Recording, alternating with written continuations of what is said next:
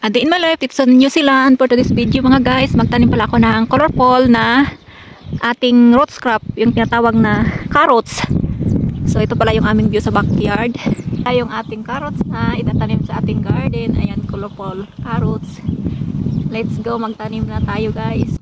Before tayo magtanim ng ating carrots guys, ay palambutin muna natin itong lupa natin dito kasi nga para malambot siya taniman ng ating roots crops.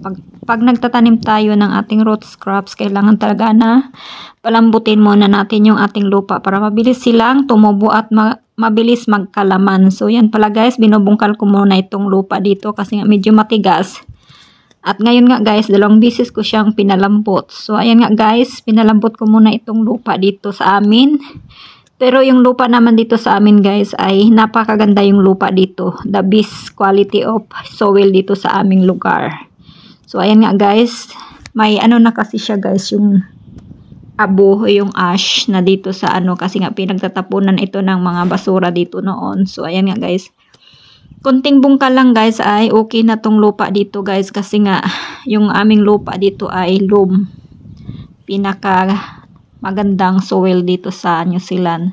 So ayan nga guys, napalambot ko na itong lupa namin dito. 2 linya yung ginawa ko dito para lagyan ko ng ating seeds ng carrots. So ito pala yung carrots na colorful, color white, yellow, orange, saka purple. So ayan, 4 na kulay pala itong carrots na itatanim ko dito guys. So ang gawin ko ngayon guys ay diretso ko na ibudbod itong seeds ng carrots dito sa lupa. So ang ginawa ko guys, ilagyan ko siya ng 2 linya para hindi naman mag-erosion yung ating seeds kasi nga yung seeds ng carrots guys ay napakaliit pala at mabilis lang maianod ng tubig pag magbaha. So ayan nga guys, nilagyan ko ng 2 linya para pag umulan o malakas yung ating ulan dito guys ay mag-stay lang siya dyan kasi nga may 2 linya na nilagay ko. Yan pala kaliliit. Ganito pala yung roots ay yung seeds ng ating carrots. Ganyan kaliliit yung ating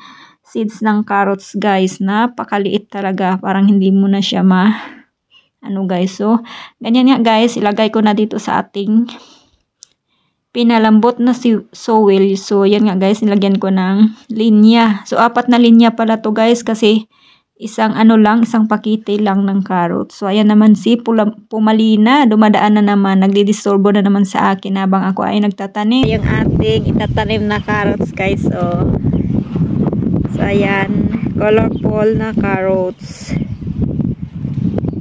Dito tayo magtatanim. Ganyan yung ating seeds guys. Si Pumi, di Pumi kayo magtanong ko. Yan guys, si Pumi,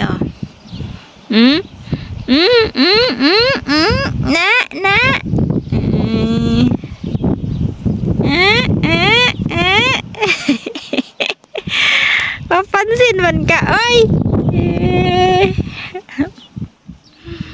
Magtanim na ako guys ini. Ayan. Si Pumi nagpapansin. Si Pumi nagpapansin. Di Pumi. Alis. Alis. Alis. Tanaw ko be sa namong. Kamuritsing na nang namong be.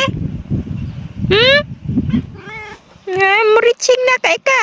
Agoy, nagpapansin man na siya guys. Muriching nang nawang. Dao. Dabe. Now. Tanawa na imo nang lugub-luguban na itong tanuman. Diya.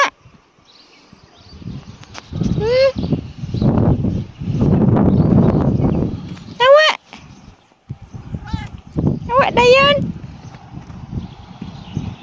Napapansin si Pumi.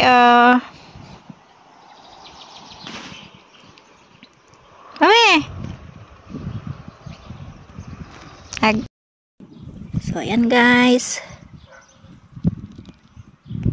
magtanim na tayo ng ating carrots. Ayan, dinanim ko na yung ating carrots guys. Ganyan lang magtanim ng carrots natin.